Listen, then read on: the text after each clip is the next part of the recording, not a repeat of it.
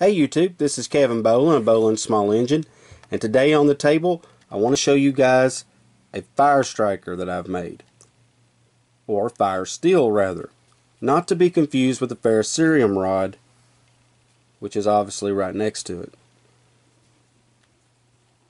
I have recently made a forge, and I have been experimenting on that forge with some of the various things that I'm capable of making. And I've made a tomahawk, I've made a knife, and I've made this fire striker. Well, actually I've made several of these fire strikers, or fire steels if you will, and they work wonderfully. I'm going to show you guys that there is obviously some punk wood here that I have made as well in a tin. I personally prefer this over char cloth, which is also right here, and obviously I've made some of that. This is punk wood, or I'm sorry, fat wood, and this is a striker that was bought for me over Christmas. It's actually what inspired me to make my fire steel. But I will not deny that this fire steel works wonderfully, absolutely wonderfully. And obviously there's some jute twine that I've just kind of mashed up and made somewhat into a nest, because later I'm going to make a fire with this homemade fire steel.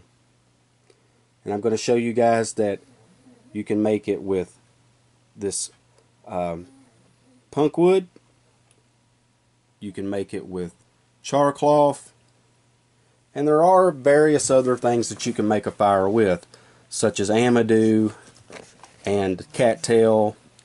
There's several natural tinders that work, but in honesty guys, this is what I have here today at the house. I do have a little birch bark that I put together. This is my stepdaughter's little kit that I put together for her. She loves it. So without further ado guys, I'm just going to kind of show you off what's on the table here, and I'm going to show you guys how I actually make fires with this homemade fire steel. And it was basically made out of a file. I wanted to point that out to you guys. This is part of the file that it was made from. And there will be a few of you guys that'll be curious as to whether this is flint. It is not guys, it's actually chert, but it works wonderfully. I've never had any issues in using chert. It works great.